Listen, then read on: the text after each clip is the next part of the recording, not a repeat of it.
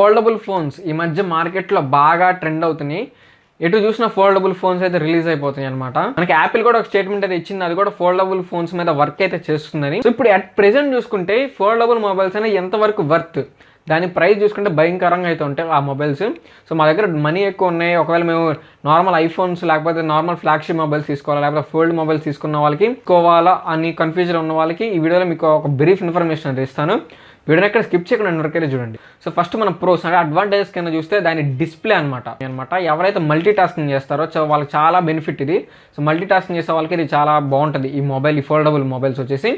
And అలాగే games ఆడుతుంటారో BGM ఆడేటప్పుడు కానీ లేకపోతే ఫ్రీ ఫైర్ ఆడేవాళ్ళు కానీ మనకి పెద్ద స్క్రీన్ అయితే ఉంటుంది, చాలా మంచి ఎక్స్పీరియన్స్ అయితే ఉంటుంది అనమాట మనకి గేమ్స్ ఆడేటప్పుడు. అలాగే మూవీస్ చూస్తున్నప్పుడు కానీ లేకపోతే యూట్యూబ్లో వీడియోస్ చూసినప్పుడు కానీ మనకు చాలా మంచి ఎక్స్పీరియన్స్ అయితే వస్తుంది.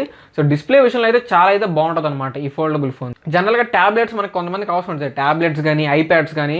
సో అంత పెద్ద వాటిని క్యారీ చేయడానికి కొంతమంది ఇబ్బంది పడుతుంటారు. సో వాళ్ళకి ఇది చాలా మంచి ఆప్షన్ ఇది. ఏంటిది? Foldable mobiles.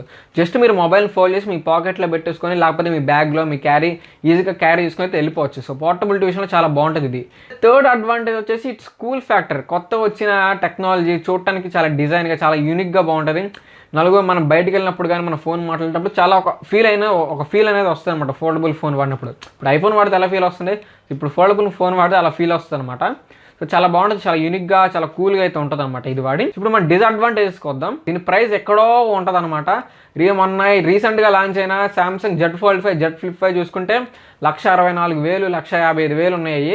జెడ్ ఫ్లిప్ 5 అయితే 99,999 అనమాట దాని స్టార్టింగ్ ప్రైస్.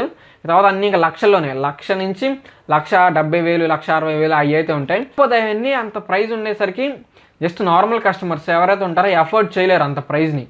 సో అందుకని చెప్పేసి వీటి మార్కెట్ కానీ వీటి డిమాండ్ కానీ తక్కువే ఉంటుంది, అంత సేల్స్ కూడా వీటికి మొబైల్స్కి అయితే ఎక్కువ కావు ప్రెజెంట్. నెక్స్ట్ వచ్చేసి డ్యూరబిలిటీ అనమాట. సరే ఫోల్డబుల్ ఫోన్స్ బాగున్నాయి, మల్టీ టాస్కింగ్ అన్న, పెద్ద స్క్రీన్ అన్న, అంతా బాగుంది. మరి ఇది ఎంతకాలం వస్తుంది, అంత డబ్బులు పెడుతున్నాం మనం, మరి ఇది ఎంతకాలం వస్తుంది అంటే మనం దానికి గ్యారంటీ ఇవ్వలేము. ఎందుకంటే ఇది దీనికి చిన్న డ్యామేజ్, ఎందుకంటే ఫోల్డబుల్ స్క్రీన్ మనం ఫోల్డ్ తీస్తూ ఉంటాం మనం. దీనికి చిన్న డ్యామేజ్ అయినా మనకి ఇది మొత్తం డిస్ప్లే డ్యామేజ్ అయ్యే ఛాన్స్ అయితే ఉందన్నమాట. అంటే ఇప్పుడు మనం మొబైల్లో క్యారీ చేస్తాం, బైక్ కీస్ లేకపోతే కార్ కీస్లో అట్లాంటివి ఏమైనా పెడుతున్నప్పుడు మనకి స్క్రీన్ డిస్ప్లేకి తగిలి డిస్ప్లే డ్యామేజ్ అయ్యే ఛాన్స్ అయితే పక్కా ఉంది. సర్వీస్ సెంటర్లో మళ్ళీ వెంటనే మనకు ఆన్ ద స్పాట్ అయితే చేయరు, దీన్ని మళ్ళీ వేరే చోట పంపించాలంటారు. మనకి చాలా అయితే ఉంటుంది అనమాట ఒకవేళ దానికి డ్యామేజ్ అయితే. అంటే నెక్స్ట్ థింగ్ వచ్చేసి బ్యాటరీ లైఫ్ అనమాట. బ్యాటరీ చాలా కన్జ్యూమ్ అయిపోతుంది. అంత పెద్ద డిస్ప్లే పెట్టుకొని మనం అన్ని ఫీచర్స్ ఆ మల్టీ టాస్కింగ్స్ అన్నీ చేస్తాం మనం. ఆ డిస్ప్లేకి ఆ ఫోల్డబుల్ డిస్ప్లేకి ఏంటంటే బ్యాటరీ చాలా ఫాస్ట్ కన్జ్యూమ్ అనేది అయిపోద్ది అనమాట. మా దగ్గర బడ్జెట్ ఉంది, అలాగే మాకు display matter, multi tasking matter ఉంటే కనుక మీరు తప్పకుండా ఈ మొబైల్ తీసుకోవచ్చు. మీ దగ్గర డబ్బులు ఉంటే. లేదు మా దగ్గర డబ్బులు ఉన్నాయి కానీ మాకు డ్యూరబిలిటీ ఐఫోన్లో వచ్చే డ్యూరబిలిటీ కావాలనుకుంటే ఈ మొబైల్ అనేది ప్రెజెంట్ అనేది మీకు అంత యూజ్ అయితే ఉండదు అనమాట. సో ఫ్యూచర్లో చాలా మొబైల్స్ అయితే వస్తాయి అనమాట. సో ఫ్యూచర్ టెక్నాలజీ మాత్రం పక్కా అయితే. సో ప్రెజెంట్ అయితే డెవలప్ అవుతుంది కాబట్టి ఇంకా మీ దగ్గర బడ్జెట్ ఉంటే ఇంకా ఇప్పుడు నేను చెప్పిన ఫ్యాక్టర్స్ అని ఒకసారి చెక్ చేసుకొని తీసుకోండి. ఇదిగా ఈ వీడియో మీకు యూజ్ఫుల్ అయింది అనుకుంటున్నాను. ఒకవేళ వీడియో లైక్ చేయండి. ఇలాంటి మరిన్ని వీడియోస్ కోసం మన ఛానల్ తప్పకుండా సబ్స్క్రైబ్ అయితే చేసుకోండి. మళ్ళీ ఇంట్రెస్ట్ ఉంటే మళ్ళీ ముందుకు వస్తాను. అంటే దెన్ బై బై నౌ.